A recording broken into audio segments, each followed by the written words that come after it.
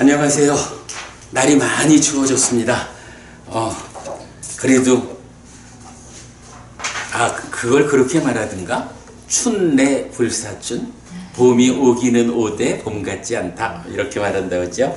그래도 뭐 아직까지는 2월이니까 입춘이 지났다라고 해도 아직은 봄을 말하기는 좀 그래도 조금만 더 우리가 이 추위를 이겨내고 시간을 버티다 보면 그래도 봄은 오리라.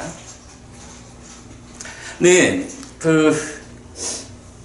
긴 시간을 할애해서 마침은 이거야 43번, 44번 교리문답의 큰 경과 작은 경을 상세히 공부했어요.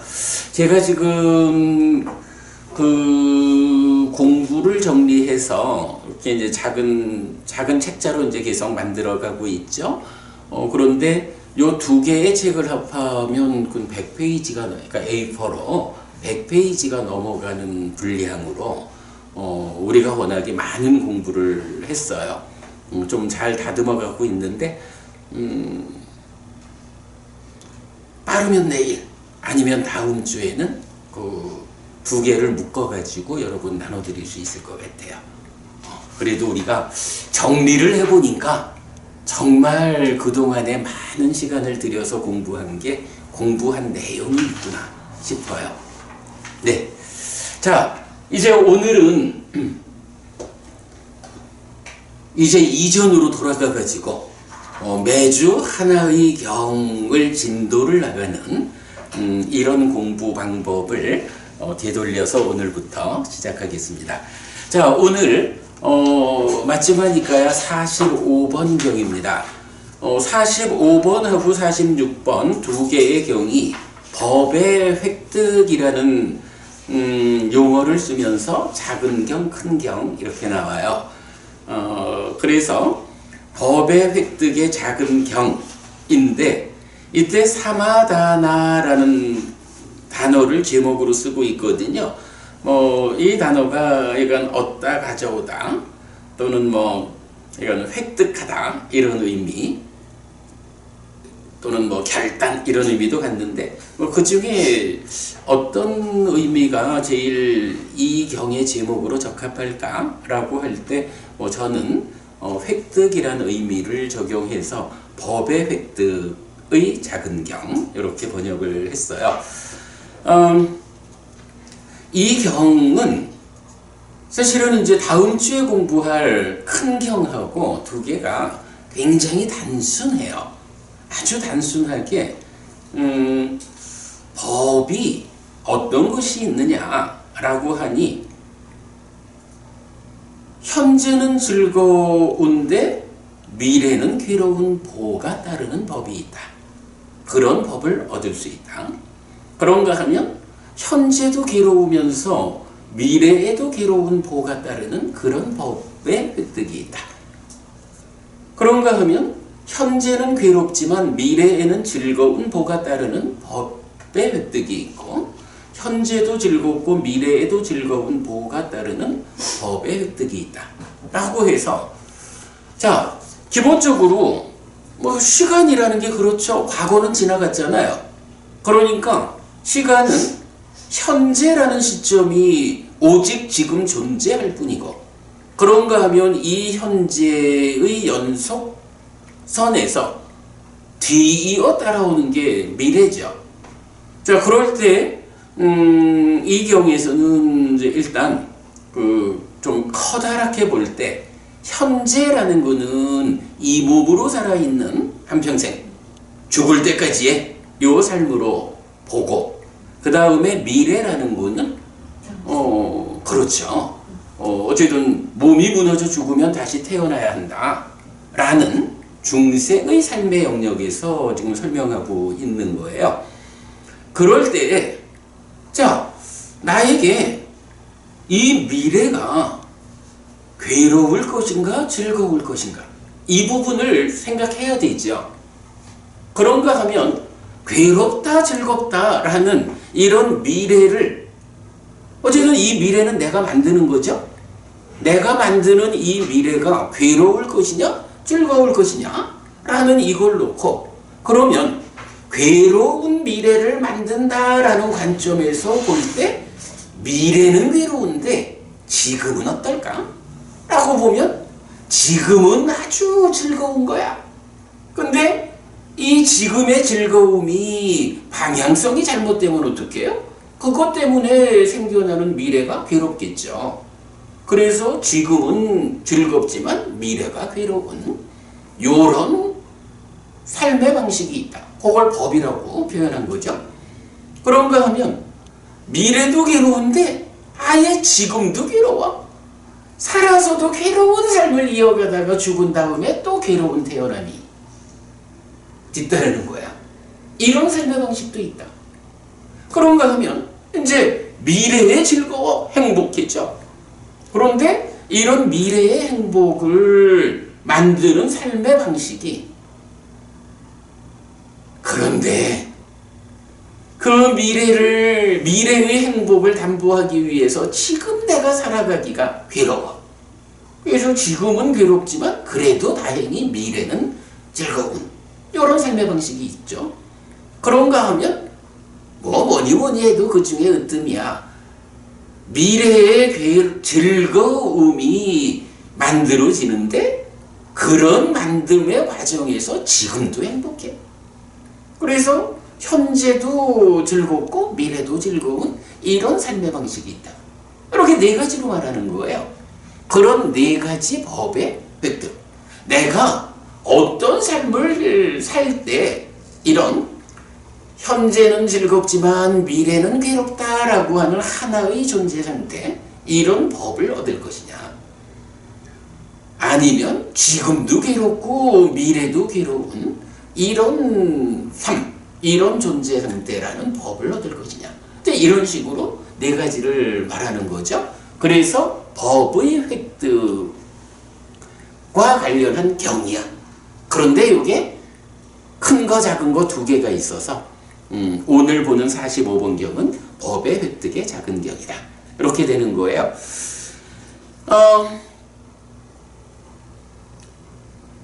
그래, 그렇게 이제 일단 보고.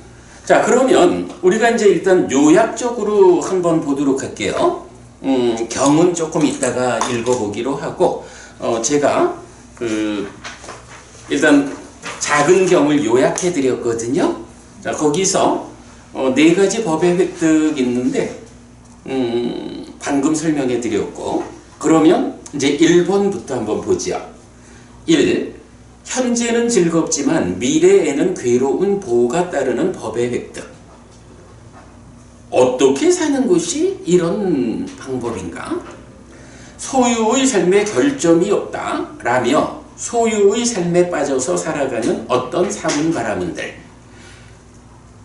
박진영 부부님, 소유의 삶이라는 거, 이게 다시 말하면 욕계 중생으로의 삶 이래 되겠죠? 그렇지, 까마보기.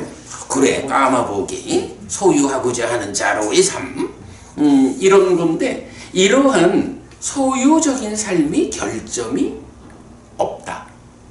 맞나요? 소유의 삶이 이제 육사 외도들은 그런 사람들 많이 있어요. 일단 부처님 가르침으로 보면 소유의 삶이라는 거, 이거는 결점이 있지. 우리 대략 이런 이야기죠.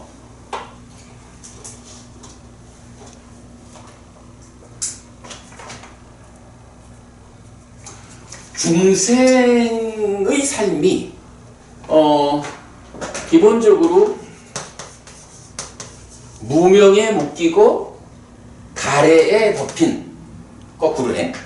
무명에 덮이고 가래에 묶여서 옮겨가고 윤회하는 중생이라는 게 이제 경에서 가장 많이 나타나는 중생에 대한 정의라고. 그래서 무명에 덮이고 가래에 묶인 이런 중생이라는 존재 상태죠. 이러한 존재 상태가 크게 말하면 중생이요. 근데 이 중생이라는 존재 상태를 좀 구분해서 말하는 방법이 있죠. 어떻게 구분하죠? 존재. 일단은 두 가지로 구분하는 방법이 있어. 그러니까 두 가지 방식이 있어. 중생을 구분하는 방법. 첫째는 요거지 뭐. 욕계 중생이냐? 새끼. 네. 색계 중생이냐? 무색계 중생이냐?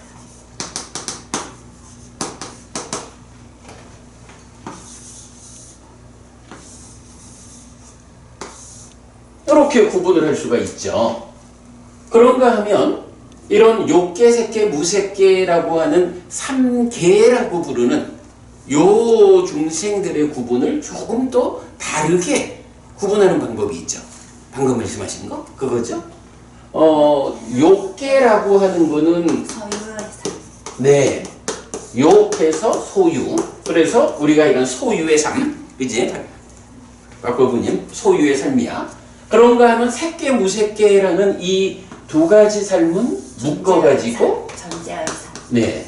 이거를 유, 존재의 삶이다. 그래가지고 우리가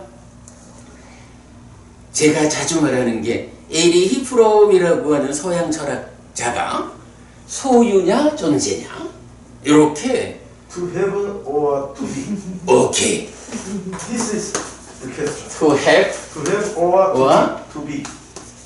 to be 존재, 일기스트. 소유냐 존재냐 오케이 일기스트. 역시 그 공부를 잘 해야 돼. 아니, 운동분들은 이런 식으로 많이 봤어요. 운동분들은. 운동권은 공부를 안 하고 맨날 저런 거 그래. 하고 어쨌든 이렇게 삶이라는 것이 소유적인 삶이냐 존재적인 삶이냐. 소유라는 거는 뭐냐 하면 사실은요 마음이라는 게 있잖아. 부처님은 이 마음이라는 마음을 심이라고도 의라고도 식이라고도 해서 심의식 각각은 마음이라고 하는 동질성을 가지고 이런 동질성 위에서 심의식 각각이 우리 삶의 과정에서 우리 삶의 어느 자리에서 어떻게 생겨나서 어떤 역할을 하는가 뭐 이런 관점을 가지고 각각을 차별적으로 설명해 주는 거죠. 그래서 마음이라는 거는 쉼, 의식의 동질성과 차별성 요거를 보는 게 이게 부처님 깨달음의 근본이죠 뭐. 그래서 특히 식은 어떻게 생겨나는 것일까? 심은 어떻게 생겨나는 것일까? 심이든 식이든 다 몸과 함께 하면 의라고 한다. 이런 건 우리가 경의 용례를 가지고 알고 있죠. 어쨌든 뭐 이렇게 이제 마음이라는 것이 있고 이 몸도 있어요, 몸도. 그러니까 뭐 쓰다 보니까 좀 그런데 하여간 마음이라는 게 있고 마음은 어디 있어? 몸을 벗어나지 못하잖아. 그래서 몸이라는 게 있죠. 그래서 우리가 늘 말하기를 마음이 몸과 함께 이렇게 말하는 거죠. 그런데 마음이 몸과 함께 세상을 만나는데 이 몸 밖에 있는 곳으로의 세상을 만나는데 이 세상에 대해서 이때 세상이라는 건 뭐야? 경은 색, 성, 향, 미촉이라고 해서 달리 말하면 물질이죠. 색, 물질. 그래서 마음, 그러니까 몸과 마음으로 구성되는 내가 물질로 구성된 세상을 만나는 것. 이게 사는 이야기죠. 박수영 부부님, 어제도 우리가 그 얘기했죠. 마음이 몸과 함께 세상을 만나는 이야기. 그보다 몸과 마음이 함께한 이걸 나라고 하니까 내가 세상을 만나는 이야기. 마음이 몸과 함께 세상을 만나는 이야기의 어디에 어떤 문제가 있어서 괴로움이 생겨날까? 이렇게 말하면 연기 12연기다. 그 문제의 자리에 어떻게 대응하면 괴로움이 소멸할까? 라고 말하면 8정도다. 이게 우리가 설명하는 삶의 이야기의 근본이고 불교죠, 이게. 그럴 때 이제 마음이 몸과 함께 세상을 만나는 그 상태에서 어디에 어떤 문제가 있느냐, 이렇게 말할 때 바로 그 문제의 개념을 가지고 중생이라는 존재 상태를 구분하는 거죠. 자, 그랬을 때 기본적으로는 이제 어떤 문제가 있어요.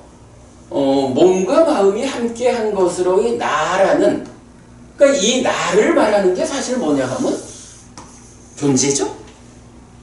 그래서 우리가 몇 주 전에 보았지만 중생이라고 하는 말 샀다. 중생이란 말이 그대로 존재, 유저, 바와, 그리고 이것이 그대로 유신. 사카이. 뭐 요렇게 이제 중생을 보고 이러한 존재, 유신, 오치원이고 이것의 활성 상태를 보고 이랬죠. 그래서 활성 존재 이렇게까지 봤다고.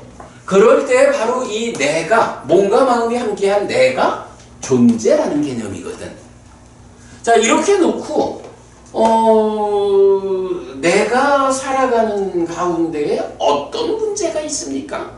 라는 그 문제를 개념적으로 보면 이제 이렇게 말할 수가 있죠. 첫 번째 문제는 나라는 존재에 내재한 문제가 있겠죠. 그러니까 내가 어떻게 무명에 덮이고 가래에 묶인 이런 내적인 문제를 갖고 있으니까 나라는 존재가 불완전한 존재 상태를 보여주죠. 그래서 삶에는 이런 마음이 몸과 함께하는 것으로의 나에게 내재한 문제가 있다. 이 부분을 말하자면 뭐가 돼요? 이런 내재한 문제를 가지고 있는 상태가 존재다. 이렇게 말하는 거죠. 그런데 그게 그 문제만 있는 게 아니라 사실은 인간 정도의 삶의 질적 수준으로 보면 이런 나라는 존재의 불완전, 이것에 앞서가지고 뭐가 있어요? 마음이 몸과 함께 세상을 만나는 이 과정에서 토해, 내 거야? 이런 문제가 있는 거죠. 내 거야! 라고 색성형 미촉이라는 물질, 세상을 붙잡아 버리는 거예요. 이건 내 거야! 나한테서 뺏어가려고 하지 마! 이런 삶을 살게 되는데 그게 뭔가요? 바로 소유라고 하는 문제 상태를 알려주고 있는 거죠. 그래가지고 기본적으로 내가 세상을 만나는 삶에서 문제는 1번 나의 내재한 것이 있고, 2번 세상을 만나는 거니까 세상과의 관계에서 생기는 것이 있겠죠. 이렇게 두 가지의 문제 상황을 말할 수가 있는 거죠.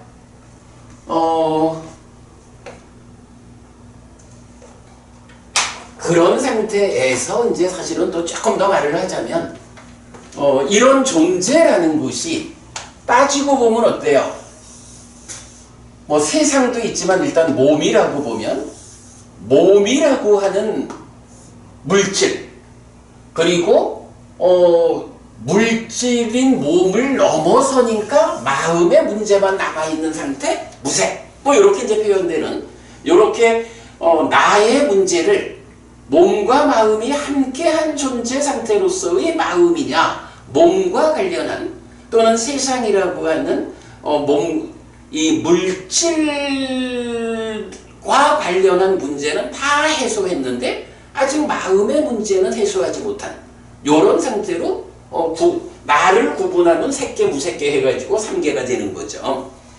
자, 이런 상태에서 이제 불교는 무엇을 제시하나요?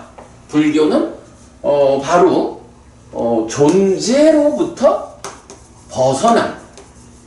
존재로부터 벗어남은 어떤 것이 실현되나요? 여기서 해탈된 삶이 실현되는 거죠. 오직 불교만이 제시하는 해탈된 삶이 있다. 이렇게 이제 우리가 세 가지 삶이라는 주제를 많이 말하고 있어요. 그냥 대충 이렇게 보고, 이런 상태에서 지금 박진현 부부님 제가 질문한 소유의 삶의 결점이 있어요. 박진현 부부님 어떻게 생각해요? 소유의 삶의 결점이 있나요? 네. 다 있네. 그러면 나도 동의해야 되나? 바로 이 얘기죠. 소유의 삶이라는 게 뭐냐 하면, 마음이 몸과 함께 세상을 만나는데 몸 밖에 있는 물질적인 세상에 대해서 내 거요 라고 붙잡는, 집착하는 요런 존재 상태를 나타내는 말이 욕계라고 하고 소유, 이렇게 말하는 거죠. 존재라고 하는 거는 이제 공부를 통해서 세상에 대해서 내 거라고 붙잡는 요런 성향은 넘어선 거야. 극복한 거야. 그런데 아직까지 몸과 마음으로 구성된 나라고 하는 이 존재 상태에 대해서는 어쨌든 이게 나요, 이게 나의 자아요 라고 붙잡는, 또 그 자체에 대해서 내 거요 이렇게 붙잡기도 하겠죠. 그래서 내 거요, 나요, 나의 자아요 라고 붙잡는 요런 상태, 세상에 대해서는 넘어섰지만 나라는 존재에 대해서 넘어서지 못한 그런 문제를 갖고 있는 게 존재, 유의 문제고 색계무색계고, 그 나라고 하는 존재에 대해서조차 더 이상 집착하지 않게 된 그것이 해탈된 삶이다, 깨달음이다, 이렇게 되는 거죠. 자, 그렇기 때문에 소유의 삶이라는 것은 결점이 있을까 없을까? 라고 할 때 박수현 부부님 결점이 있다 그랬죠? 네. 어떤 결점이 있는 거예요?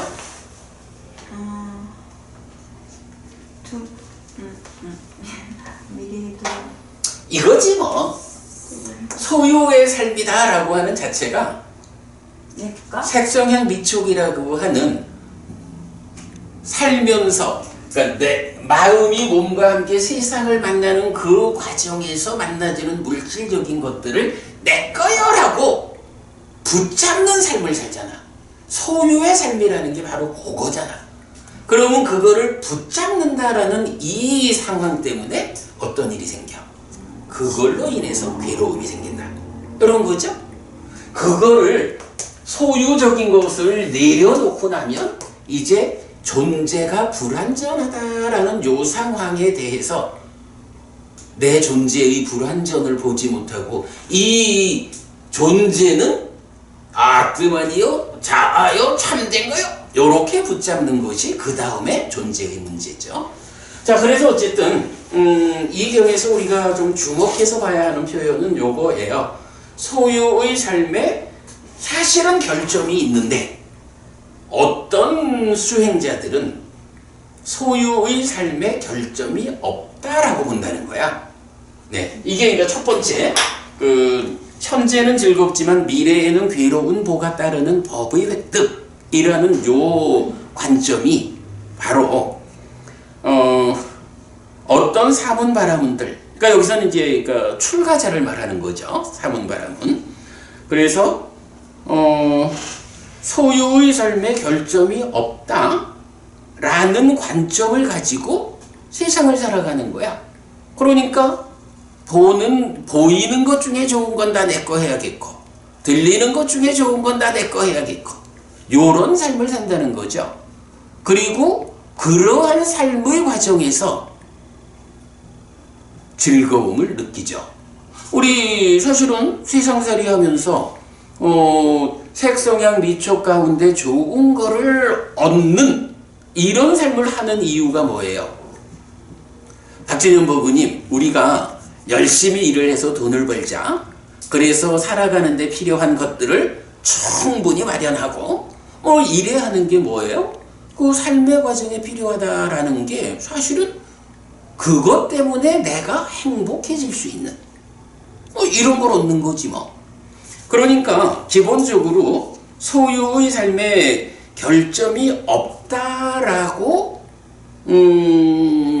관점을 가진 출가자들의 입장에서는 살아가면서 열심히 좋은 것들을 다 소유하게 되는 거야. 그래가지고 그거를 즐기는 거야. 그러니까 이런 소유적인 삶을 즐기는 그때는 어때요? 즐거워요. 즐거운 거예요. 이제는 즐거워. 예, 그게 현재는 즐겁다라는 얘기거든. 그런데 문제는 그런 삶을 사는 사문 바라문들이 몸이 무너져 죽은 뒤에는 어떻게 되느냐라고 하니 상실과 비탄의 상태, 비참한 존재, 벌받는 상태, 지옥에 태어난다. 이렇게 말하는 거예요.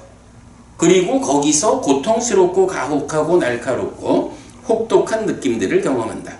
그러니까 소유의 삶의 결점이 없다라는 관점에서 막 좋은 거는 내 거 하는 이런 삶을 살면은 살아있는 동안에는 소유라는 것이 주는 즐거움이 있는 거야.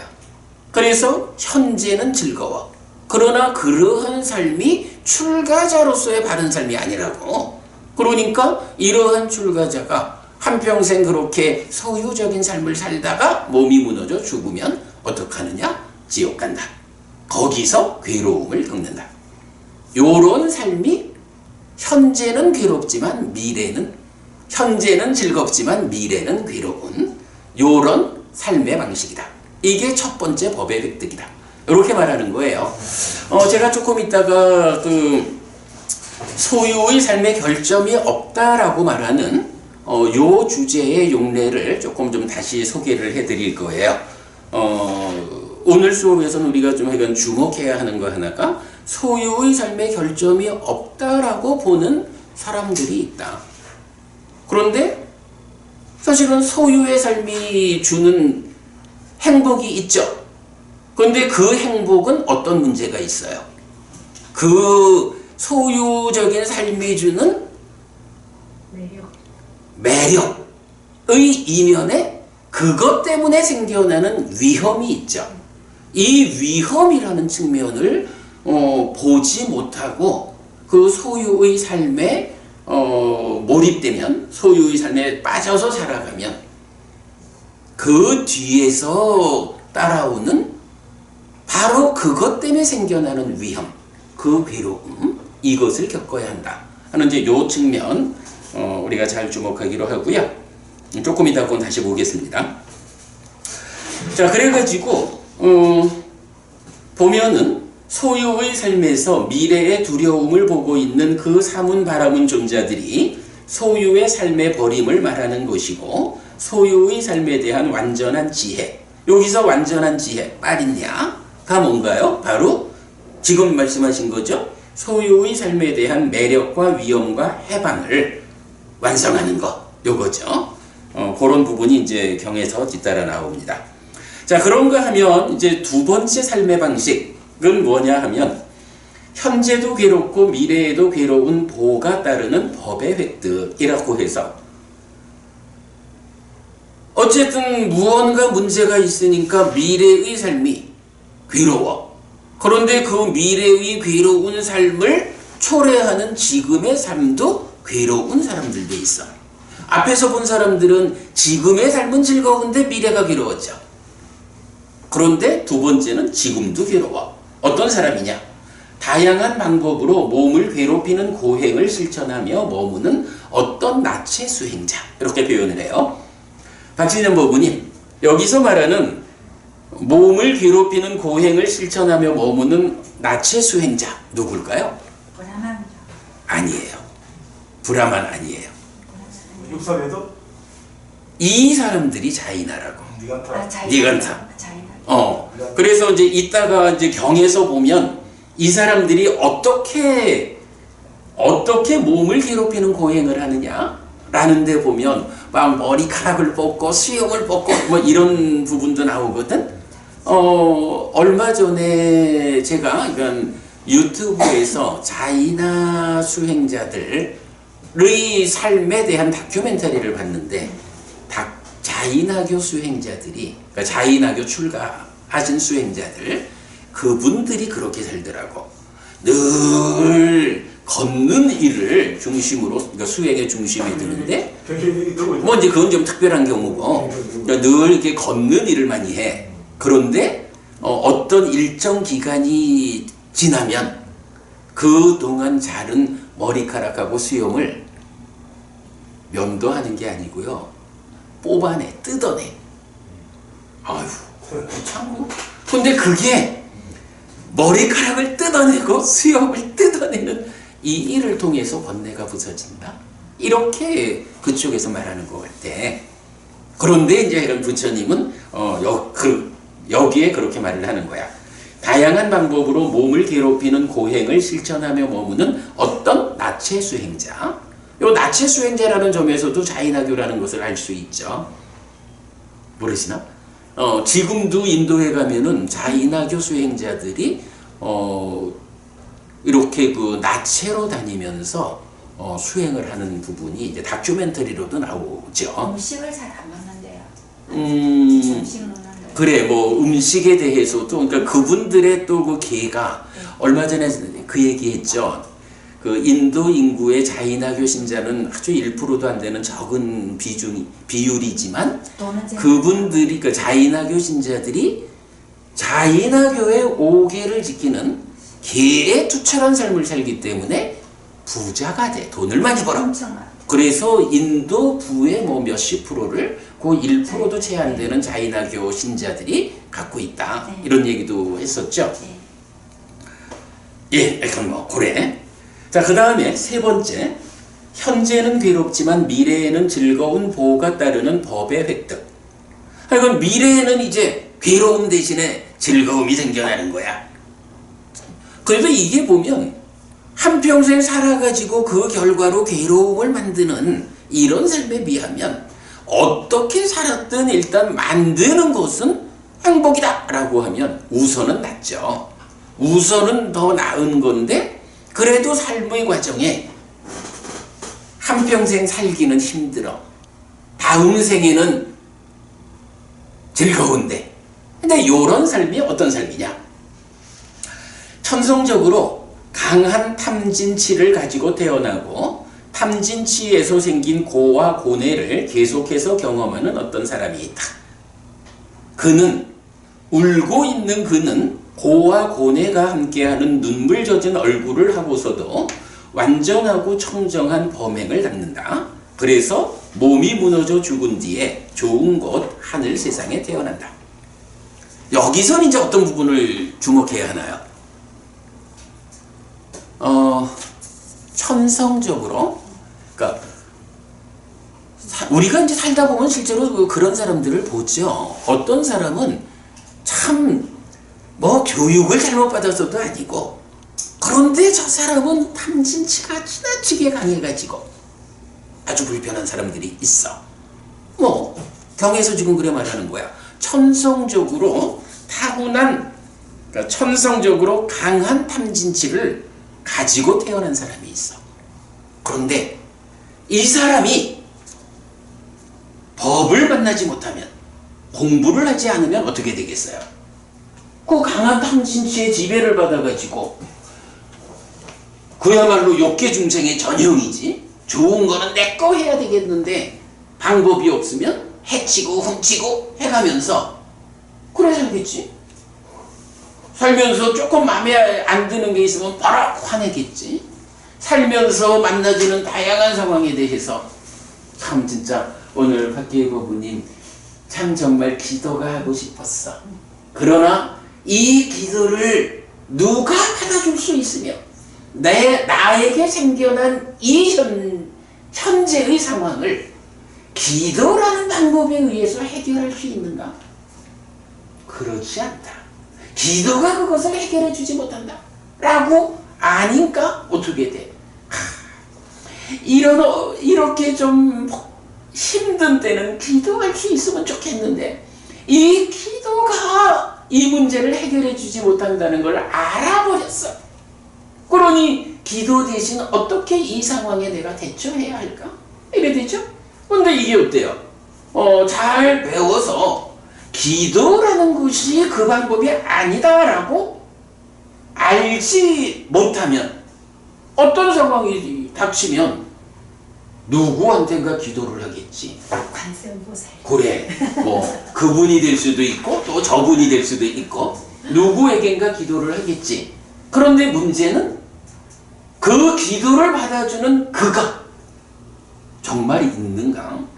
정말 그가 있어가지고 그대가 이렇게 진정으로 기도를 하니 내가 그대의 기도를 받아서 들어주겠다. 이런 박수현 법부님 네. 그럴 것 같아? 근데 스님, 우리가 이게 시계 있잖아요. 저기 만약에 지금 시계잖아요. 네. 그래서 시계에서 신병이 만약 일어난다. 그럼 저 시계를 보고 하루도 안 빠지고 절을 한다든가 정말 이렇게 하면 정말 시계에 저기에 뭔가 붙은데요. 그래서 어색해 뜰수있대요. 그 부분에 대해서 네. 얼마 전에 네. 어떤 법부님이 오셔가지고 첫 마디 질문이 네. 한국 불교가 힌두화되었다라는 말을 듣는다. 그 힌두화되었다라는 부분을 어떻게 이해를 해야 하느냐? 그러면 그 힌두화의 과정에서 지금 말씀하시듯이 시계 이렇게 말을 했지만 어떤 것든 하나의 대상을 붙잡아 가지고 그 대상에 대해 찌극함으로 대상과 관련한 어떤 노력을 하면 거기서 얻어지는 것이 있는데 이런 부분 어떻게 보아야 합니까? 힌두화라는 거하고 어떻게 연결해야 합니까? 라고 할 때 나중에 그 해피스님과의 대화라는 우리 홈페이지에서 그쪽에서 힌두화라고 이제 제목되어 있는 걸 한번 보셔요. 나는 거기서 뭐라고 대답을 했냐 하면 어떤 것이든 이게 정말로 시계가 특별한 능력이 있어가지고 내가 시계를 붙잡고 시계님 도와달라고 하면 시계가 가지는 어떤 권능에 의해서 나의 부탁을 들어주는 것일까?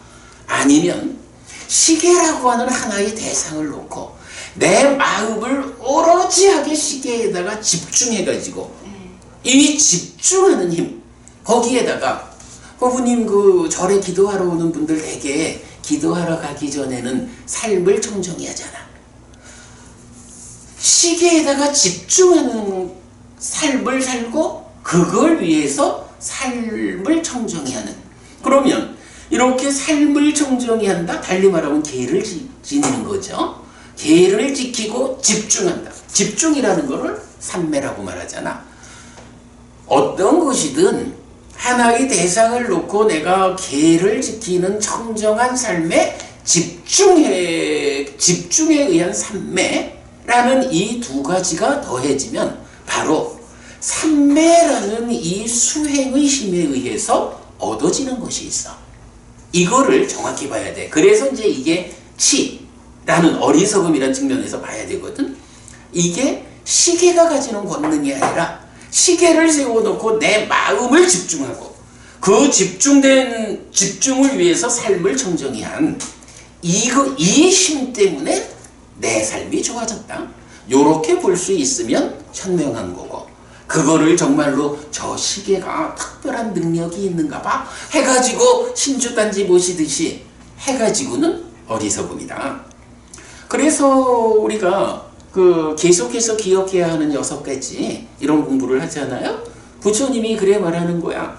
어떤 것에 마음을 집중할 것이냐 라고 할 때 바로 이 마음의 집중 대상을 부처님과 가르침과 성자들과 계와 보시와 천신을 계속해서 기억한다는 게 뭐야? 마음을 집중하는 거잖아. 이래 하면 우리는 똑같은 행위 내 마음을 집중하고 그걸 위해서 삶을 청정히 하는 이런 똑같은 행위를 하는데 어디에다 마음을 집중하느냐에 따라서 결과가 달라진다. 그죠? 이게 시계에다가 집중하고 좀 뭐 그렇지만 신묘장구 대단하니에 집중해가지고 사는 거 하고 부처님의 마음을 집중해서 가는 부처님을 계속해서 생각하는 이 집중이 만들어내는 삶의 경향하고 이런 차이들을 볼 수 있죠. 조금 빗나갔어. 그런데 이제 어쨌든 이렇게 그 천성적으로 타고난 탐진치가 강한 사람들, 이 사람들이 참 다행스럽게 가르침을 만나가지고 내가 이렇게 탐진치가 많은 성품을 가지고 있는데 이 성품이 제어되지 않는 삶을 살면 살아서도 계속 많은 사람들과 다투는 가운데 괴로움을 겪을 거고 죽은 다음에는 어떻게 될 것이냐? 탐진치에 근거한 그러한 삶을 살았기 때문에 어떻게 되겠어? 탐진치가 이끄는 대로 지옥으로 가는 거지 뭐. 요렇게 보아서 아는 사람, 가르침을 만나가지고 자기의 형편을 알게 되면 이런 사람들이 이제 공부하는 사람이고 현명한 사람이 되는 거죠.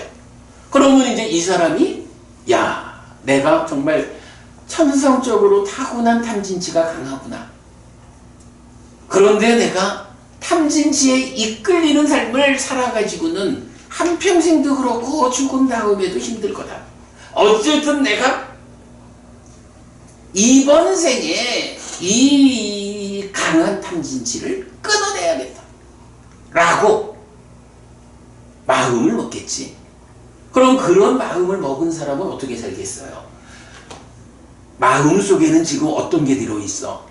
천성적으로 타고난 강한 탐진치가 들어있는 거야. 그러니까 나는 어떤 삶을 살게 되냐 하면 탐진치가 시키는 대로 악업을 짓는 일을 하게 되고 그 결과로 죽으면 지옥 갈 거라고. 그런데 그걸 안 하려니까 마음속에는 탐진치가 있어가지고 내 거 해! 뭐 이러고 벌어 화내! 막 이러는데 알아버렸거든.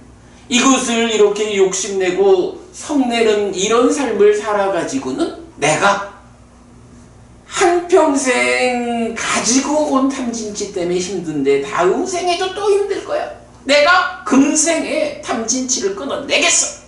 완전히 끊어내지 못하면 그래도 이 타고난 강한 탐진치라는 이런 상태는 극복해서 최소한 다음 생에 태어날 때는 타고난 강한 탐진치 이런 성질은 모면할 거야. 이렇게 삶의 방향을 잡겠죠. 그런데 그런 삶이 박소연 부부님 그런 삶이 쉬울까? 안 쉬울 거야. 이게요 탐진치라는 게 내 마음속에서 막 작용을 하는데 그걸 억제를 하려면 이 탐진치를 길들여서 이제는 내가 그래도 좀 강한 탐진치의 작용에서부터 극복했어. 이렇게 평화로워지기 전까지는 탐진치의 지배를 받지 않는 삶을 살아내는 일이 어렵죠. 하고 싶은 것을 안 해야 되고 하고 싶은 것을 안 해야 돼. 그러니까 탐이라는 게 어쨌든 뭐 사고 싶은 이거잖아. 좋은 거는 내 거 할 거요? 네. 이건데 좋은 거를 내 거 하려는 마음, 그 탐이 강하면 어떻게 되냐 하면 남을 해쳐서라도 가져야 되잖아. 주지 않는 거 훔쳐서라도 가져야 되잖아. 이성 간에는 바람을 펴서라도 가져야 되잖아. 거짓말을 해서라도 가져야 되잖아. 결국 뭐야? 오기를 어기게 되고 심악업을 짓는 이런 삶을 살게 된다고. 그러면 살아있는 동안 잠깐은 그게 뭐 즐거울지 몰라도 사실은 또 정상적으로는 살아있는 동안에 그것 때문에 감옥 간다고. 죽은 다음에 지옥 간다고. 이런 문제가 있죠. 그러니까 그런 내 안에서 그렇게 살으라고 탐진치가 막 작용을 하는데 이제 가르침을 만나가지고 이렇게 살아가지고는 큰일 난다. 이래 알아가지고는 그거를 막아야 되잖아. 이게요, 내가 내 몸 안에 있는 내 마음이 탐진치가 작용해가지고 시키는 것을 극복을 하려니 이게 어렵겠죠. 그래서 그 어렵다라는 것을 지금 경은 어떻게 말하냐 하면 천성적으로 강한 탐진치를 가지고 태어나고 탐진치에서 생긴 고와 고뇌를 계속해서 경험하는 어떤 사람이 있다. 그는 그러니까 울고 있는 그는 고와 고뇌가 함께하는 눈물 젖은 얼굴을 하고서도 완전하고 청정한 범행을 닦는다. 안에서 시키는 것을 안 하려고 하니까 눈물이 막 흐르는 거지. 참아야 하니까. 참아야 하니까. 어쨌든 감당해내야 되고 참아야 하고 하니까 한평생 그의 삶이 눈물 흘리는 삶이 되는 거야. 그러나 그렇게 괴로움과 고뇌가 함께하는 눈물 젖은 삶을 살더라도 어떻게? 나는 이 타고난 강한 탐진치라는 이 조건을 해소할 거야. 더 이상 여기에 묶여 살지 않을 거예요. 이런 강한 의지를 가지고 그것을 극복하는 삶을 사는 거죠. 그러면 그것을 극복하는 삶의 과정이 어떻다는 거야? 박해법은이 그 과정이 힘들다는 거죠. 그 과정이 괴롭다. 그래서 살아있는 동안, 그러니까 현재는 괴롭다 이렇게 말하는 거고, 그러나 그런 힘들지만 노력하는 과정을 통해서 이 탐진치를 극복해내는 만큼 어떻게 돼? 몸이 무너져 죽으면 이제 경에서는 몸이 무너져 죽은 뒤에 좋은 것 하늘 세상에 태어난다 이렇게 말하는 거죠. 그러니까 하늘 세상에 태어나니까 미래는 즐거운 보가 따르는 거야.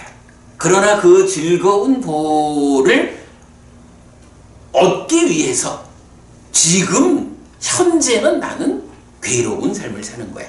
근데 그 이유가 원인이 뭐냐 하면 사실은 내가 언제 전생에 탐진치가 강하게 작용하는 그런 삶을 산 거지. 다행히 악이나 짐승세상으로 떨어질 만큼은 아니라 해도 인간의 레벨로 보면 아주 강한 탐진치의 영역에 해당하는 전생에 그런 삶을 살았으니까 그걸 담고 금생에 온 거죠. 그러니까 천성적으로 강한 탐진치를 갖고 태어났다 이렇게 말하는 거죠. 달을 잘 내는 사람. 그게 천성적으로 진이 강하다 이렇게 되는 거죠. 욕심이 많다, 천성적인 탐이 강하다, 그리고 어리석다 뭐 이렇게 탐진치 얘기를 하는 거예요.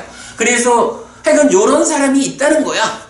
그래서 그런 사람은 현재는 괴롭지만 미래는 즐거운 보가 따르는 법의 획득이다. 그런 삶의 방식이 있다. 이러는 거고. 그 다음에 네 번째가 현재도 즐겁고 미래에도 즐거운 보가 따르는 법의 획득. 천성적으로 강한 탐진치를 가지고 태어나지 않고 탐진치에서 생긴 고와 고뇌를 계속해서 경험하지 않는 어떤 사람이 있다. 이 사람은 초선, 제2선, 제3선, 제4선, 4선을 성취하여 머문다. 그러면 몸이 무너져 죽은 뒤에 좋은 것 하늘 세상에 태어난다. 이건 뭐예요? 말하자면 전생의 삶이 좋았어. 전생의 삶이 좋아가지고 내가 인간의 입장에서 볼 때 그렇게 내가 정말로 타고난 강한 탐진치가 있어. 이렇게 말하지 않을 수 있는 좋은 조건을 갖고 태어난 거야. 전생의 삶이 좋아가지고. 그럼 이 사람은 어떤 거야? 나의 내면에서 내 마음이 탐진치라고 하는 이 오염원의 작용을 덜 받는 거야. 그러니까 그의 삶은 마음이 시키는 대로 하지 않으려고 싸워야 하는 이런 세 번째 사람하고는 부류가 좀 다르죠. 아마 그런 측면으로 봐도 될 거예요. 제가 부끄럽지만 내가 출가 전에 술을 참 좋아했거든. 근데 참 다행인 게 출가하는 날, 절에 들어가는 그날로 절에 들어갔으니까 술을 못 먹는다 이게 아니고 술에 대한 어떤 관심? 술을 좋아하는 그 마음이 하여간 사라졌어. 그래가지고 그 다음에 이제 출가해서 살아가는 동안에 술이 먹고 싶다라는 생각이 안 드는 거야. 그런데 박수영 부부님, 해피 스님이 기본적으로 제가자도 오개를 지닌 삶을 살아야 하는데 출가자이면서 술을 먹으면 안 되잖아. 곡차. 그거는 이제 술을 먹기 위해서 핑계를 대는 거지. 그러니까 출가한 사람이니까 당연히 술을 먹으면 안 되는데 내 마음속에서 아이고 술이 좀 먹고 싶어. 술을 먹고 싶다라는 이 마음이 좀 전에 말했지만 출가하는 순간 그 마음이 해소가 되어가지고 술 먹고 싶은 생각이 안 들어서 참 다행이다 이렇게 말을 했는데 만약에 술을 먹고 싶어하는 술을 좋아하는 그 마음이 계속 유지가 된다면 그래도 명색이 중이 되었는데 그걸 뭐 곡차라고 말하든 뭐 어찌됐든 술을 먹는다는 건 할 수는 없고 내 안에서는 술이 먹고 싶어 라고 술 좀 줘 그러는데 중이니까 참아야 돼 이래 하면 그거 얼마나 힘들까. 사실은 그게 지금 세 번째 사람 같은 거예요. 그죠? 타고난 탐진치라는 게 자, 내 안에서 탐진치가 강하게 작용을 하는데 이 탐진치가 작용을 하면 어떤 일이 생길 줄을 내가 알고 있어. 그러니까 그 탐진치에 지배되는 삶을 안 살아야 돼. 그걸 잘 실천해내면 죽어서 하늘에 태어난다 하는 게 세 번째 사람이잖아. 그런데 아니 술이 먹고 싶지 않은 사람이 술 안 먹는 건 어렵지 않잖아. 그지 버부님? 그러면 마찬가지로 내 안에 탐진치가 경이 말하는 천성적으로 타고난 탐진치가 강하지 않아. 내 안에서 뭔가 욕심내라 화내라 이런 그런 내면의 작용이 강하지를 않은 거야. 그러니 살아가면서 굳이 그거를 참아내기 위해서 내가 힘들 일이 없어. 그게 강한 사람은 울고 있는 그는 눈물 젖은 얼굴로 이래 말하지만 타고난 탐진치가 적다라고 하는 사람은 그게 별로 문제되질 않는 거야. 그러니까 이제 이 사람은 어떻게 해? 자연스럽게 나는 세간의 이런 얽매임들 그런 소유적인 것에 얽매이지 않고 내가 수행을 해야겠다. 내가 부처님을 만나서 바른 길을 배웠으니 이 길을 실천하는 수행자가 되어야겠다 라고 해서 수행을 시작하면 안에서 방해하는 힘이 작으니까 수행이 얼마나 쉽겠어. 그러니까 지금 경은 뭐라 해? 이런 사람은 초선, 제2선, 제3선, 제4선 요게 뭐예요? 8정도의 정정 바른 삼매잖아. 8정도를 실천하게 되고 바른 삼매를 닦게 된다 이거죠. 그럼 이런 8정도를 실천하는 바른 삼매를 닦아내는 이런 삶의 결과로 이 사람은 몸이 무너져 죽은 뒤 어떻게 된다?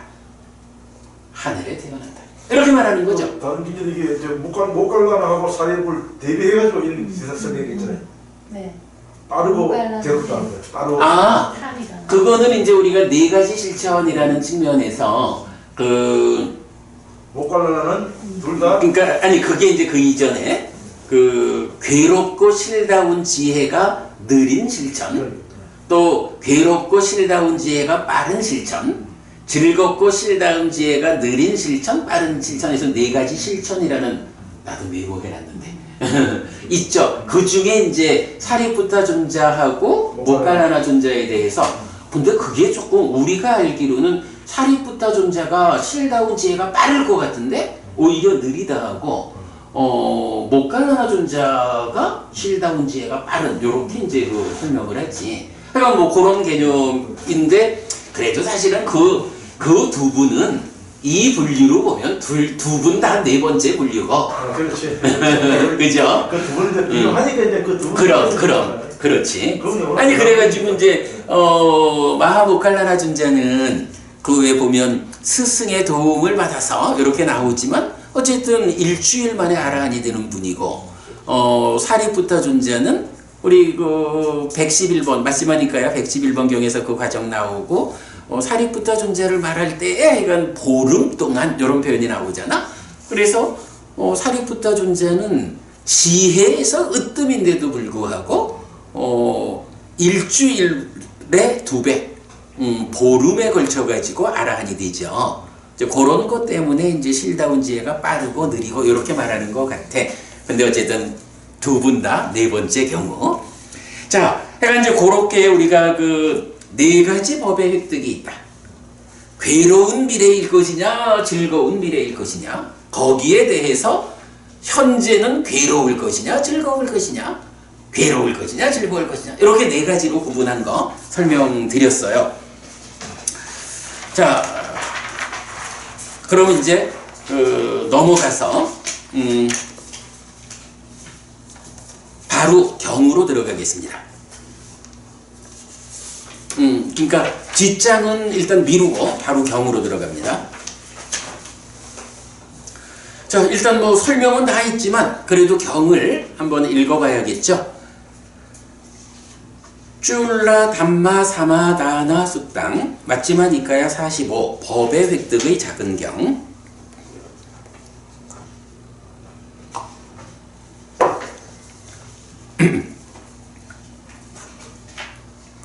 이렇게 나는 들었다. 한때 세조는 사와티에서 제타와나의 아나타핀디카 사원에 머물렀다. 그때 세조는 비구들이여라고 비구들을 불렀다. 대덕이시여라고 그 비구들은 세존에게 대답했다. 세조는 이렇게 말했다. 비구들이여, 이런 네 가지 법의 획득이 있다. 무엇이 넷인가? 비구들이여, 현재는 즐겁지만 미래에는 괴로운 보가 따르는 법의 획득이 있다.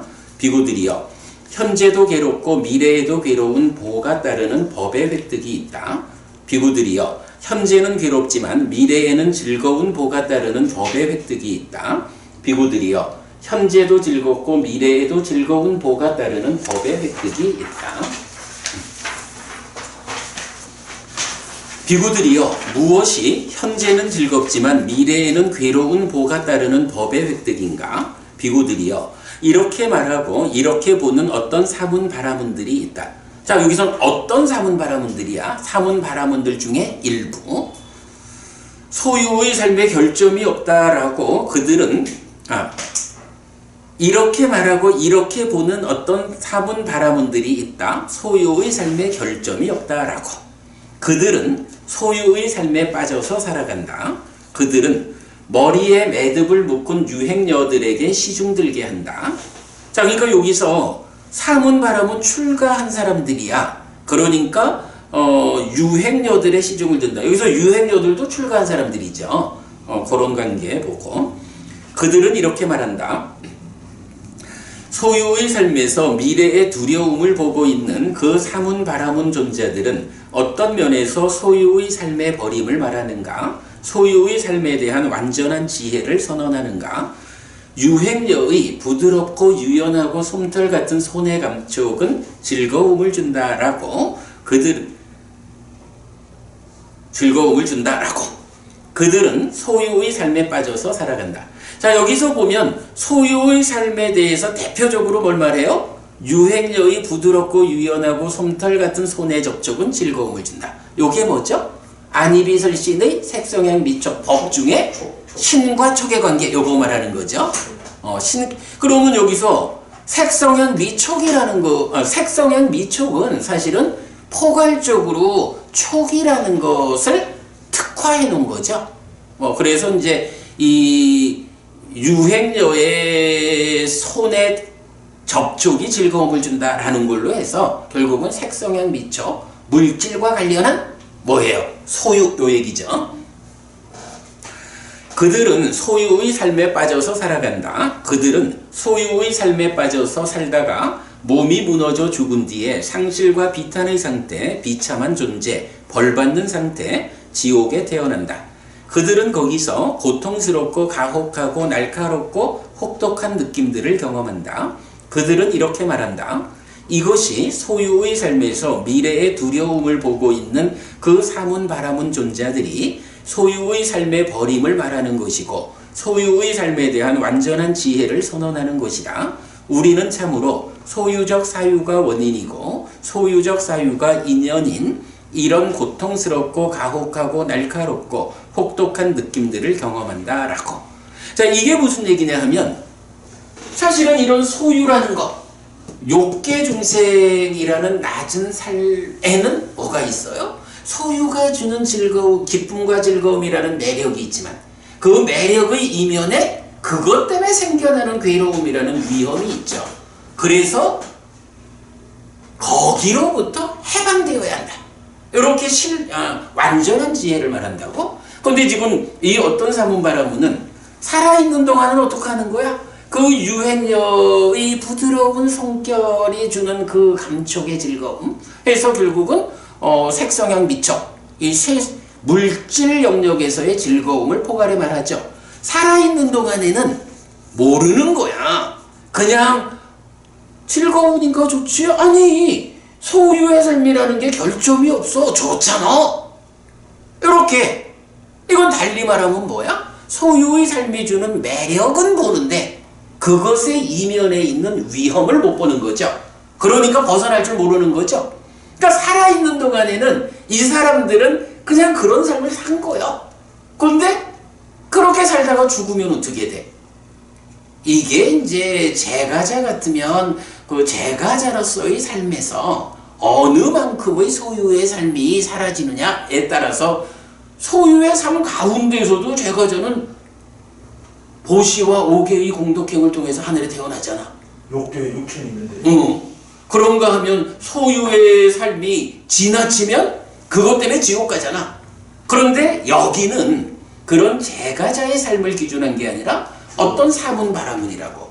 출가한 사람이 출가자로서 이런 소유적인 삶에서 위험을 보지 못하고 소유의 삶에 결점이 없어. 그러니까 즐기는 삶, 즐겨. 요런 삶을 출가자가 살아내면 제가자하고의 차별이겠죠. 출가자는 뭐 한국 근대 뭐 서불교 대가라는 경호 망공수도 살다 이랬잖아. 다 시인했잖아. 막판에 다 시인했잖아.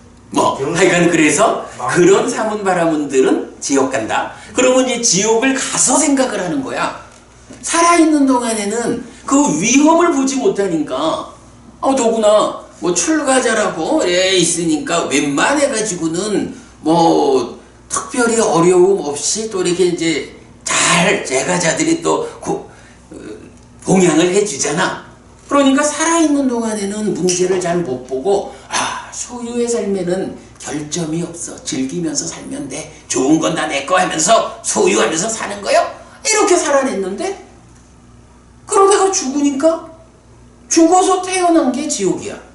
그러면 물론 이제 여기에서는 뭐 우리가 좀 더 상세한 부분들 공부해야 될 게 있지만 어쨌든 그 지옥에 태어나서 고통을 겪으면서야 그때 비로소 그렇구나.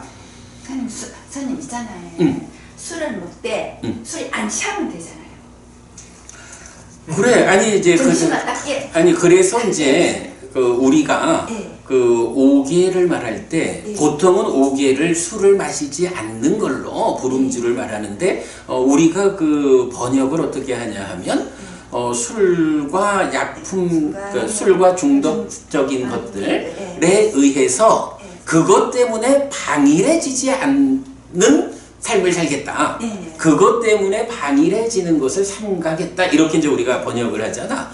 이제 그게 이제 개념적으로 보면 이 세간의 삶을 살아가면서 아예 안 먹는 것이 기준이냐, 아니면 세간의 삶에서 어쩔 수 없이 그 술자리에 참석을 해야 한다면, 그러나 그것이 지금 말하듯이요, 그 술이 원인이 돼서 내가 해야 할 일을 하지 못하는 방위를 초래하는, 이 방위하지 않아야 한다라는데 초점을 맞출 것이냐, 이런 차이인데, 잠깐만. 그런데도 불구하고 그렇게 술 때문에 방일해지지 않아야 한다라는 말이 그렇다고 술을 먹어도 좋다라고 말하는 건 아니야. 기본적으로는 술이라고 하는 또 중독성을 가지는 이런 약품들, 이런 것들은 그 자체가 가지는 특성이 뭐냐 하면 사람을 끌어들인다고. 중독이라는 말이 그런 거잖아. 그래서 기본적으로는 그 술을 마시는 일은 어쨌든 내가 그것 때문에 방일해지게 만드는 특성이 있는 거야. 그러기 때문에 해석에 따라서 방일하게 만드는 술을 먹지 마라 라고 먹지 않는 것으로 해석을 하느냐, 우리처럼 그게 그런 방일을 만드니까 방일해지지 않아야 한다 라고 말하나.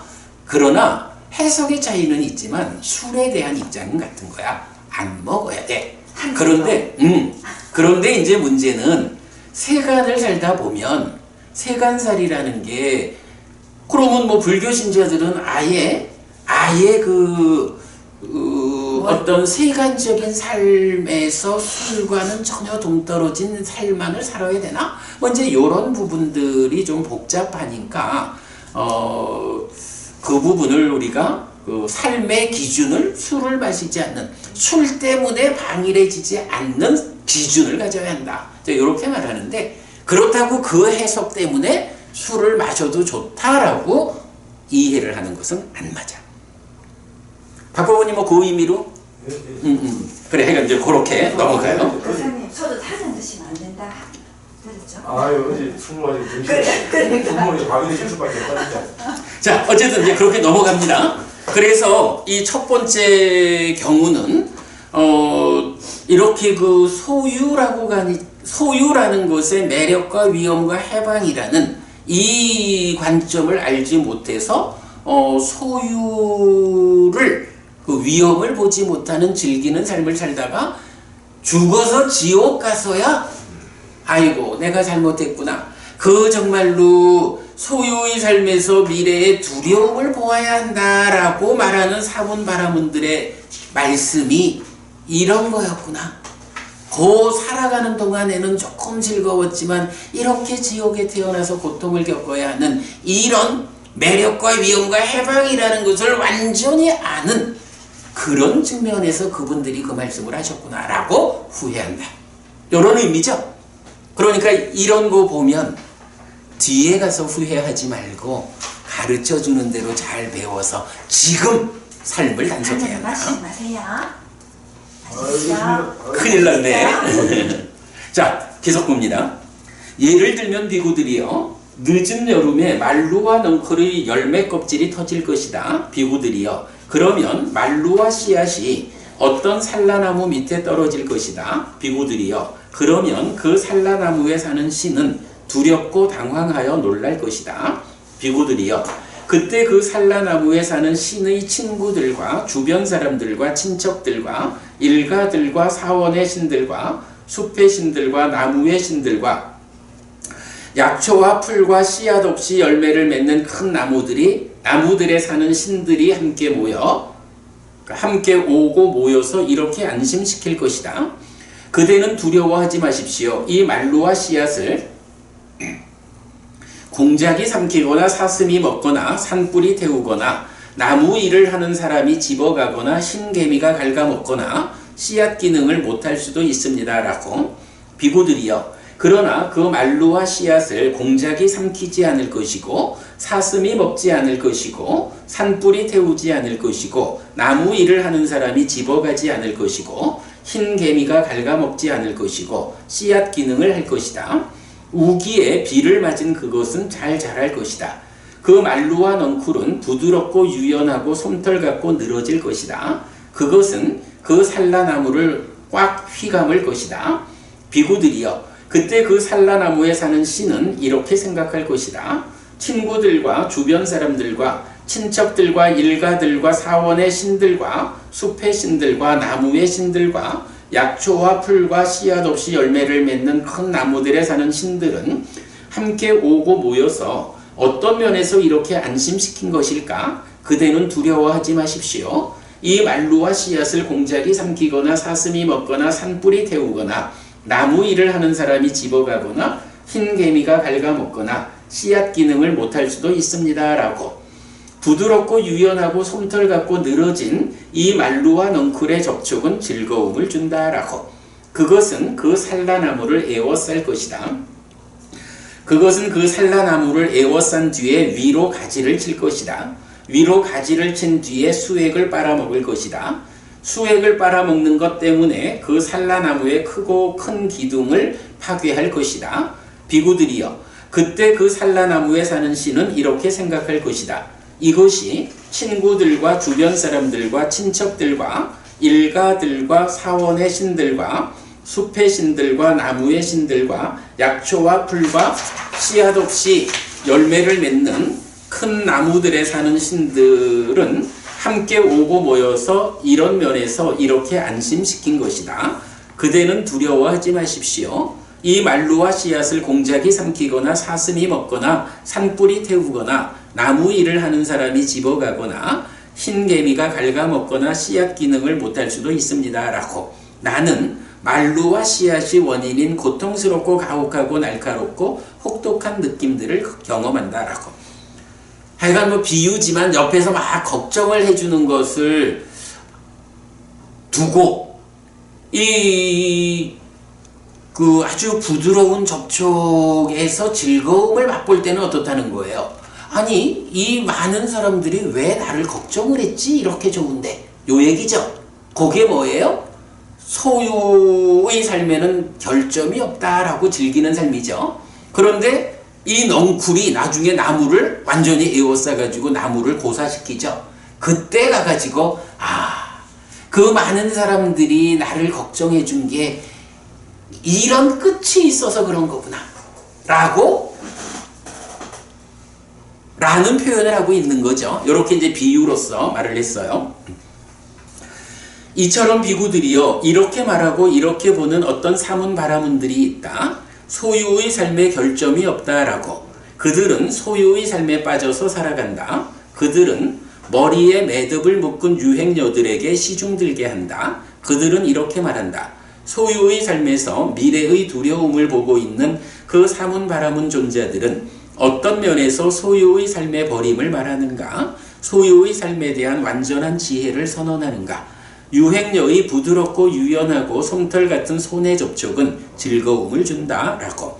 그들은 소유의 삶에 빠져서 살아간다. 그들은 소유의 삶에 빠져서 살다가 몸이 무너져 죽은 뒤에 상실과 비탄의 상태, 비참한 존재, 벌받는 상태, 지옥에 태어난다. 그들은 거기서 고통스럽고 가혹하고 날카롭고 혹독한 느낌들을 경험한다. 그들은 이렇게 말한다. 이것이 소유의 삶에서 미래의 두려움을 보고 있는 그 사문바라문 존재들이 소유의 삶의 버림을 말하는 것이고 소유의 삶에 대한 완전한 지혜를 선언하는 것이다. 우리는 참으로 소유적 사유가 원인이고 소유적 사유가 인연인 이런 고통스럽고 가혹하고 날카롭고 혹독한 느낌들을 경험한다라고. 죽은 다음에야 후회하는 이런 사람들이죠. 비구들이여, 이것이 현재는 즐겁지만 미래에는 괴로운 보가 따르는 법의 획득이라고 불린다. 두 번째, 비구들이여, 무엇이 현재도 괴롭고 미래에도 괴로운 보가 따르는 법의 획득인가?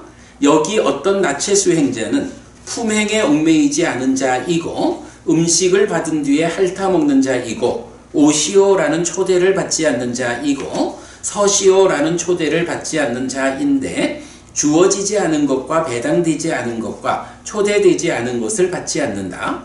그는 항아리의 가장자리로부터 받지 않고 그릇의 가장자리로부터 받지 않고 중간에 문지방이 있는 것, 중간에 몽둥이가 있는 것, 중간에 절굿공이가 있는 것, 두 사람이 먹고 있는 것, 임신부의 것, 젖을 먹이는 여자의 것, 남자에게 안긴 여자의 것을 받지 않고 모여있는 곳에서 받지 않고 개가 대기하고 있는 곳에서 받지 않고 파리떼가 득실거리는 곳에서 받지 않고 어류를 받지 않고 고기를 받지 않고 술과 발효주와 발효하여 끓인 것을 마시지 않는다.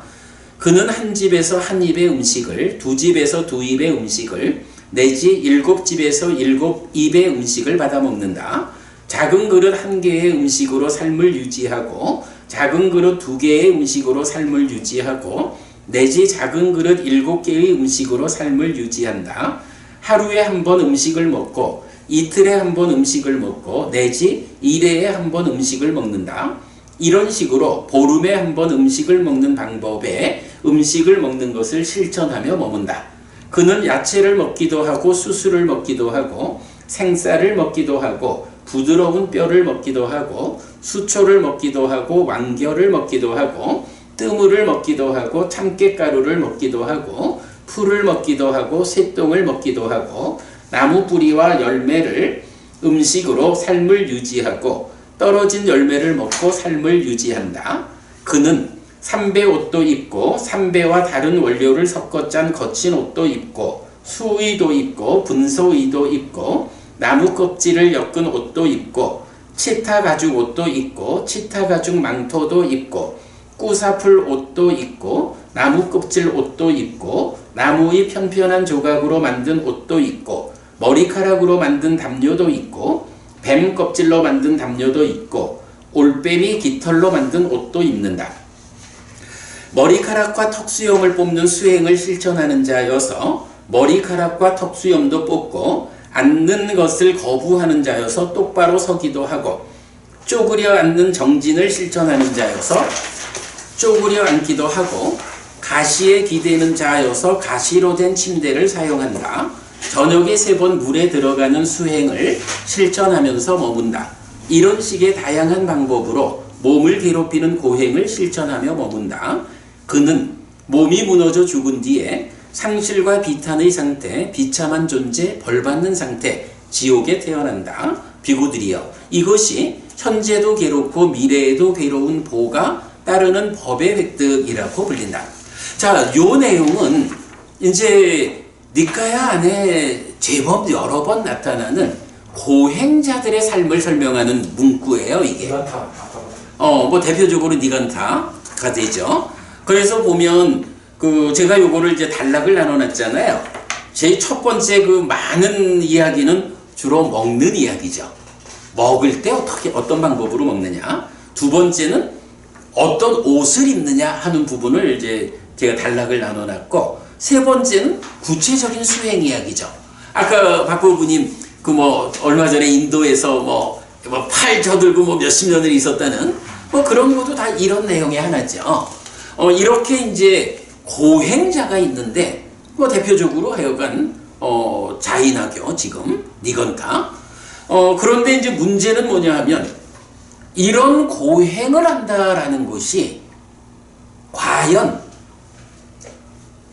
존재의 문제를 해소하는, 여기서 중요한 거는 1번은 소유적인 삶을 사는 거고, 고행자를 말할 때는 이들대로의 수행에 의해서 소유를 넘어선 존재의 삶의 영역을 말하는 거야. 이게 이제 우리 전법윤경 같은 데서도 중도를 말할 때 뭐라 해요? 소유라는 한 끝에 접근하지 않고 존재에서 깨달음으로 갈 때 고행이라는 한 끝에 접촉하지 않고 중도에서 깨달았다. 이렇게 말하는 그 내용이야. 그런 부분 보면 이제 문제는 이런 수행자들이 이걸로 깨닫는다? 라고 하는 관점을 가지잖아. 이런 관점을 뭐라 해요? 잘못된 견해.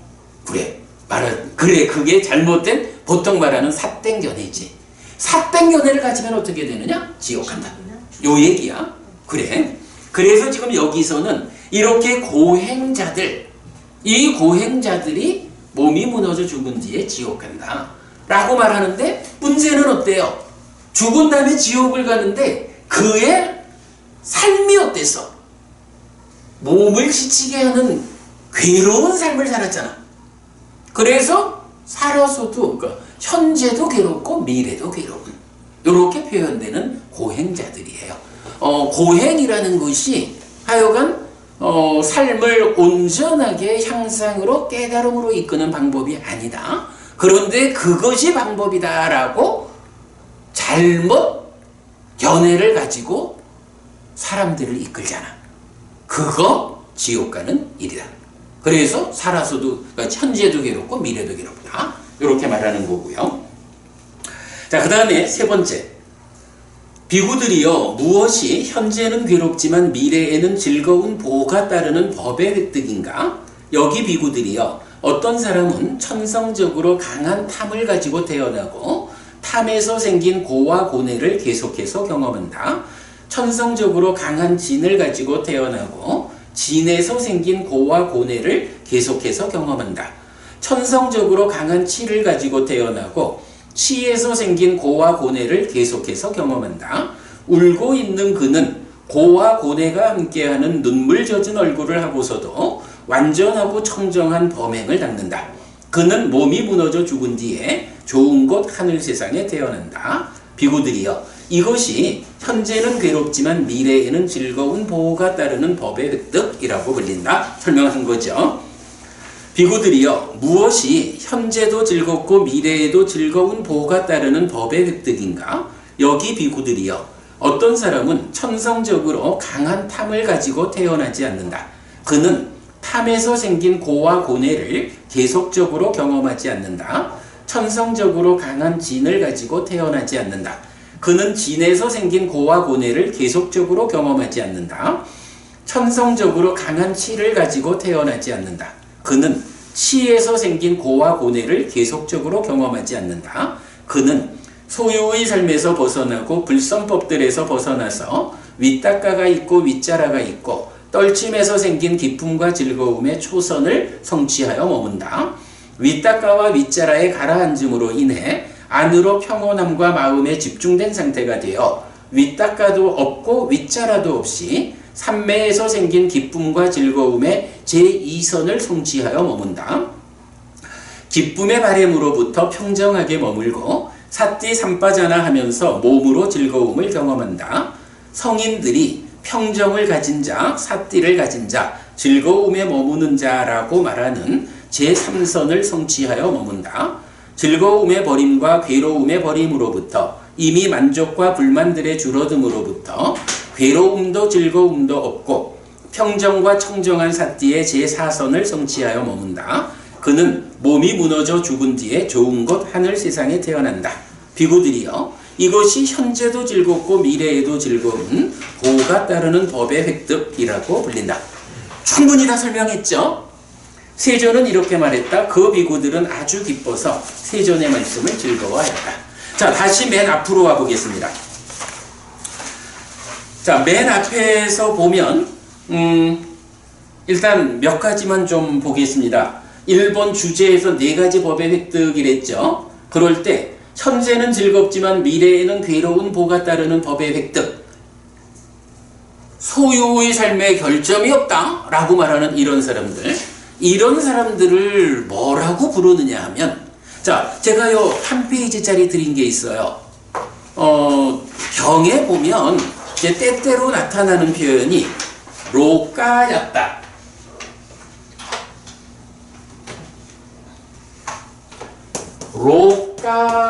로까야따라고 하는 말이 나오거든요. 로까가 세상이잖아. 그래서 세상과 관련해서 말하는데 이게 중국에서 번역을 순세파라고 번역을 했어요. 순세파. 말 그대로 세상에 순응하면서 지내는 이런 무리가 되겠죠. 자, 그러면 우리가 지금 보는 첫 번째, 현재는 즐겁지만 미래는 괴로운 이런 사람들이 바로 이런. 그래서 이제 그게 네이버 지식백과에서는 이렇게 표현을 해요. 그러니까 순세파, 고대 인도의 자유사상가의 한 사람인 아지타 케사 깜발린이 주장한 유물론 쾌락지상주의의 설을 신봉하는 학파. 아지타의 사원소설은 영혼의 존재를 완전히 부정하는 것으로 정통 브라만 사상의 아트만을 부정하는 한편 당시 사람들이 가장 중대시한 업보의 유무의 문제에 대해서도 선악 행위의 보답은 일체 부정하고 도덕도 종교도 필요 없다고 하였다. 이처럼 내세를 인정하지 않고 업보를 부정하고 현세의 쾌락을 지상으로 하는 사상을 산스크리트어로 로카야따라고 하며 불전은 순세외도라고 번역하는데 후세에는 차르바카라고도 하였다. 네이버 지식백과. 첫 번째는 그런 거예요. 그런가 하면 두 번째, 현재도 괴롭고 미래에도 괴로운 보가 따르는 법의 획득은 요거 이건 고행이어서 우리 자이나 이렇게 보았죠. 자, 여기에서 보면 제가 요 한 장짜리에 보면 밑에 아지와까라고 하는 말을 또 사람을 위해서 요 아지와라고 하는 게 뭐예요? 우리 저 삼마 아지어를 하면은 바른 생활 이래 되죠? 요게 생활이란 말이라고. 그래서 이런 이제 아지비까라고 이제 번역하는데 그 보면 육사외도의 한 사람인 마칼리 고살라가 속해 있던 종교 한역불전에서는 사명외도라고 번역하였다. 그러니까 순세파하고 사명외도가 이런 차이가 있는 거야. 순세파는 로까였다고, 사명외도는 아지위까. 요 두 가지 부류는 경에 제법 나타나거든요. 그럴 때에 일어나 이건 첫 번째 법의 획득이 로까였다, 순세파고, 두 번째 법의 획득이 아지위까인데, 응? 아지와까. 네, 아지와까. 네. 요 보면은 이게 이제 마칼리 고살라 얘기로 나오고 나중에 자이나교에 흡수되었다 하니까 뭐 자이나교 이야기라는 건 이렇게 연결이 돼요. 그런데 사실은 이 네이버 지식백과에 나와 있는 요 뒤에 이야기는 마칼리 고살라가 무인무연이다 이렇게 설명되는데 요거 우리가 수정했죠. 마칼리 고살라는 사실은 불교의 대척점에 있는 자인데 결실 없음을 주장하는 사람이죠. 그런 부분 참고하고, 어쨌든 이제 그래서 요 첫 번째, 두 번째 법의 획득이 로까였다, 순세파하고 아지와까가 통합된 자이나 이렇게 보면 되죠. 그리고 세 번째, 네 번째는 누구야? 탐진치의 문제고 그 탐진치를 극복하는 삶이죠. 요거는 불교죠. 요렇게 그 네 가지 법의 획득에서 그렇게 그 분류를 보면 되겠고, 여기서 이제 한 가지 보면 사실은 박진현 법부님 그 네 번째 법의 획득에서는 타고난 탐진치가 강하지 않고, 그리고 사선을 성취에 머문다 하면 이거는 깨달음의 길이잖아. 그러면 네 번째 법의 경우는 깨닫는다, 열반을 실현한다 이렇게 말해야 되지 않을까? 근데 경에서 우리가 경을 읽어봤지만 하늘에 태어난다 이러잖아. 왜 그럴까? 시간이 다 돼서 그 부분을 여기 제가 메모해 드린 것만 읽어드리고 넘어갈게요. 보가 따르는 실천. 여기서 보면 괴로운 보, 즐거운 보가 따른다라고 나오죠. 바로 요게 보가 따른다라는 것에서 깨달음까지를 가지 못하는 거. 그러니까 보의 영역에서 네 가지를 말하는 거야. 그러니까 사설을 성취에 머무는 사람이 깨달을 수 없다는 얘기가 아니고, 보의 영역 안에서 이 경우는 주제를 삼은 거예요. 그래서 보면 보가 따르는 실천, 번뇌의 영향 위에 있는 실천. 번뇌의 영향 위에 있는 거는 악업이거나 선업 가운데도 번뇌와 함께하고 공덕을 만들고 재생의 조건을 있게 하는 선업이 있다. 그래서 10선업을 지어서 그게 공덕이 되어가지고 하늘에 태어나는 이런 영역이 있는 거죠. 그런가 하면 번뇌 없고 세상을 넘어섰고 길의 요소인 성스러운 선업이 아라한의 삶으로 마치마니카야 117번에서 설명이 되죠. 근데 여기서는 경의 주제가 보가 따르는 법의 획득이라는 제한을 두고 설명한 거야. 그렇기 때문에 네 번째 법을 획득하는 사람도 하늘에 태어난다 이렇게 말한 거예요. 더 설명 안 할게. 그러면 이제 제가 할 얘기를 다 했는데 제가 요 이제 한 장 넘기면 두 번째 페이지에 바로 요거 나티까메수 도소띠 소유의 삶의 결점이 없다라는 요 내용을 좀 정리를 해봤어요. 이게 지금 니카야 전체적으로 세 개의 경에서 나오거든요. 세 개의 경 중에 이제 하나 있고, 세 번째 나체 수행 작품은 뒤에다가 첨부를 했어요. 요 부분은 뭐 제가 그 수업 보고를 통해서 좀 간략히 설명하고 연결해 드리도록 그래 할게요. 자, 제가 마지막으로 한마디만 하고 싶은 게 뭐냐 하면, 이제 첫 번째는 순세파고, 두 번째는 사명의도 자인학교고, 셋째, 넷째는 이제 불교잖아. 그런데 이제 불교의 영역 안에서 어떤 말을 해? 타고난, 그러니까 천성적으로 타고난 탐진치가 강한 사람과 그러니까 천성적으로 타고난 탐진치가 강하지 않은 사람이 있죠. 공술의 공수거란 말을 하죠. 맞죠? 물질적인 면에서는 맞죠. 그래, 물질에선 맞죠. 박부부님, 네. 공술의 공수거라는 것이 뭐 세상에서 많이 쓰는 거지만 이건 물질의 영역 안에서 그래. 그러면 우리가 이 세상에 응애하고 태어날 때 가져오는 게 있나? 예. 있죠. 예. 분명히 물질적인 거는 안 가져와.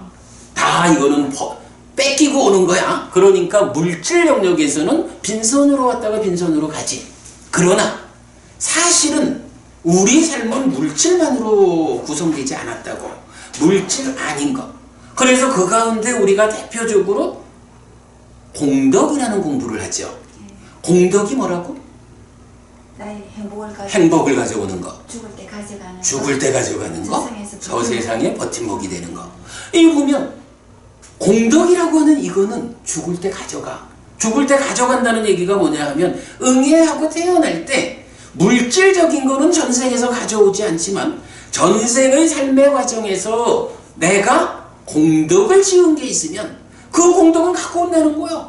말하자면 빈손으로 오는 게 아니요. 물질이 아니라서 눈에 보이지 않지만 내 삶에 이제 한평생 내 삶의 버팀목이 되어주는, 그죠?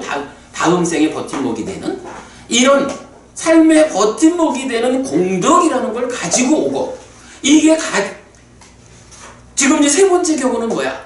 탐진치가 강하다라는 거는 그만큼 삶의 과정이 좋지 않았다는 얘기니까 역으로 말하면 공덕을 많이 짓지 못해서 가지고 온 공덕이 별로 없는 거야. 그러다 보면 한평생 살아가는 데에 버팀목이 별로 없는 거야. 그러면 가져온 게 적어서 버팀목이 약한 상태, 우리가 말하자면 겨우 조그만 뗏목 하나 만들어가지고 왔어. 그러면 그 삶의 부침에서 얼마나 힘들까. 그리고 그런 삶으로 자, 가져온 것도 작은데 그래서 힘든 삶을 살다 보니 공덕을 지을 기회는 더 적어지고, 그러니 죽을 때 가져갈 것, 죽을 때 가져갈 것도 사실은 별로 없는 거야, 일반적으로는. 그런데 세 번째 사람은 뭐야? 탐진치가 강하다 타고 천성적으로 타고난 게, 이거 사실은 가져온 게 작은 거야. 가져온 거는 작은데 그래도 내가 가난하게 왔다고 해서 또 가난하게 다음 생으로 가지는 않을 거예요. 내가 살아 한평생 동안 이 가난함의 문제 가지고 온 게 적어서 버팀목이 작아서 삶이 힘들지만 그야말로 눈물 젖은 얼굴로 살아가더라도 내가 한평생을 살아낼 거예요. 그래서 다음 생으로 연결되어 갈 때는 많은 것을 만들어 가지고 갈 거예요. 다음 생에는 한평생 지어낸 공덕의 힘으로 잘 커다란 버팀목을 가지고 잘 살아갈 거예요.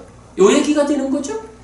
네 번째 같은 경우는 전생이 좋아가지고, 그러니까 지금 이런 사람 올 때 가지고 온 거는 작았지만 한평생 동안 최선의 노력을 해가지고 죽을 때 많이 가져가면 이 사람의 다음 생은 어때?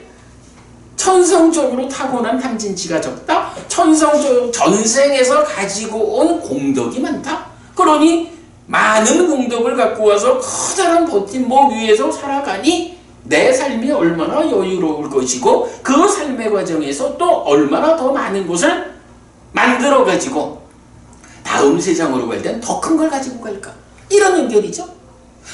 그래서 오늘 이 시간이 넘어가서 미안해요. 이제 마칩시다.